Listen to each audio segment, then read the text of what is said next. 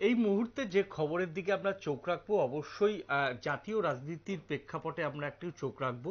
সকালবেলাতেই জ্ঞানব্যাপী মসজিদ নিয়ে কিন্তু বড় রায় দিল এলাহাবাদ হাইকোর্ট। এলাহাবাদ হাইকোর্ট নিম্ন আদালতের যে রায়, সেই নিম্ন আদালতের রায়কে কিন্তু বহাল রেখেছে এবং জ্ঞানব্যাপী মসজিদে কিন্তু যে পুজো অর্চনা যে চলার রায় দিয়েছিল নিম্ন আদালত, সেটা কিন্তু জ্ঞানব্যাপী মসজিদে করা যাবে বলেই জানিয়ে দিল পরিষ্কার এলাহাবাদ হাইকোর্ট।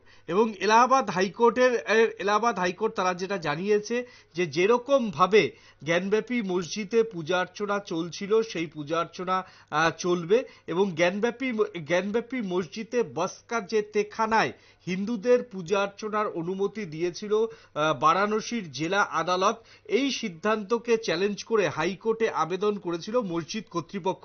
অবশেষে আজ সোমবার তাদের সেই আর্জি খারিজ করে বারাণসী আদালতের নির্দেশই বহাল রাখলো এলাহাবাদ হাইকোর্ট। তাই জ্ঞানব্যাপীর যে বসকি তেখানায় পুজো অর্চনা চালিয়ে যেতে পারবেন সেখানকার হিন্দু সমাজের প্রতিনিধিরা।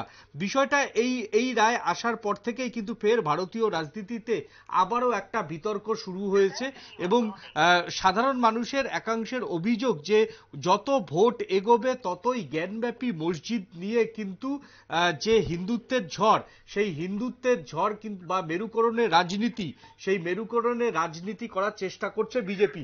এই মুহূর্তে আমাদের সঙ্গে টেলিফোনে জুড়ে গিয়েছেন বিজেপির সংখ্যালঘু মোর্চার কেন্দ্রীয় নেতা আলী হোসেনকে প্রথমেই আমি স্বাগত জানাবো নিউজ ভ্যানগার্ডের পর্দায়। আলীবাবু শুনতে পাচ্ছেন? হ্যাঁ, শুনতে পাচ্ছি। নমস্কার। হ্যাঁ, নমস্কার আপনাকেও। আলীবাবু, প্রথমেই যদি বলেন যে এলাহাবাদের এই রায়কে আপনারা কিভাবে দেখছেন? দেখুন, এলাহাবাদের যে রায় দিয়েছিল যে জ্ঞানব্যাপী মসজিদ সম্পর্কে, সেটার উপর ভিত্তি করে আমরা এলাহাবাদের রায়কে সম্মান জানাতে চাই। ভারতীয় জনতা পার্টি সংখ্যালঘু মোর্চা এলাহাবাদ রায়কে আমরা স্বাগত জানাতে চাই। এই ব্যাপারে কংগ্রেস, বিশেষ করে রাহুল গান্ধী উনি যে মন্তব্য করেছেন, আমরা তার তীব্র বিরোধিতা করি। তিনি ভোটের রাজনীতি করবার জন্য তিনি কেরলের যে আসন থেকে দাঁড়ান, সেখানে সংখ্যালঘু প্রধান এলাকা, মুসলিম প্রধান এলাকা, সেখান থেকে তিনি দাঁড়িয়ে যেতেন। তার ভোটের স্বার্থে তিনি এই জাতীয় কিছু মন্তব্য করেছেন। আমরা তার জন্য তার প্রতিবাদ জানাচ্ছি দলের পক্ষ থেকে। হ্যাঁ, আলীবাবু, জ্ঞানব্যাপী মসজিদ দিয়ে বিজেপি রাজনীতি করছে এমনটাই অভিযোগ করছে কংগ্রেস, কি বলবেন? বিজেপি কোনো মসজিদ মন্দিরের উপর কোনো রাজনীতি করে না। বিজেপি উন্নয়নের উপর রাজনীতি করে, সেটা দেশবাসী জানে। বারবার উন্নয়নের উপর রাজনীতি করে আমরা সরকারে আসছি বিভিন্ন রাজ্যে এবং দেশে। সেই জন্য আমরা কোনো মন্দির মসজিদকে নিয়ে কোনো রাজনীতি করব না। এটা ধর্মীয় ভাবাবেগের বিষয়। আমরা সেই ভাবাবেগকে কখনো অসম্মান আমরা করি না। দ্বিতীয়ত যেটা বিষয়, সেটা হচ্ছে আজকে কোর্ট তার জন্য রয়েছে। কংগ্রেসের যদি বিজেপি সম্পর্কে যদি ওদের কোনো বক্তব্য থাকে, তারা কোর্টে যাক, কোর্টে গিয়ে তারা কোর্টের কাছে তাদের বক্তব্য জানাক, কোর্ট তার বক্তব্য বিবেচনা করে তাদের বক্তব্য জানাবে। এইটুকু আমরা বলতে পারি। হ্যাঁ, আদালত তো পরিষ্কার রায় দিয়ে দিল মন্দিরের যে যে জায়গাটাতে হিন্দুরা পূজা অর্চনা করে সেখানে করতে পারবে। এতে কি উত্তরপ্রদেশ জুড়ে আরো হিন্দু ভোটের ঝড় উঠবে বলে মনে করেন? হিন্দুত্বের ঝড় উঠবে বলে মনে করেন? দেখুন, সারা ভারতবর্ষে একটা হিন্দুত্বের লহর চলছে, এটা কে না জানে? যার একটা ব্যক্তি সেও জানে যে সারা ভারতবর্ষ জুড়ে এই মুহূর্তে ভারতীয় জনতা পার্টির রব উঠে গেছে। মাননীয় প্রধানমন্ত্রীজি নরেন্দ্র মোদী তৃতীয়বারের জন্য দেশের প্রধানমন্ত্রী হবেন, এ ব্যাপারে একবারে 1000% নিশ্চিত। সেই হিসাবে কংগ্রেস হতাশ থেকে এই কথাগুলো বলছে।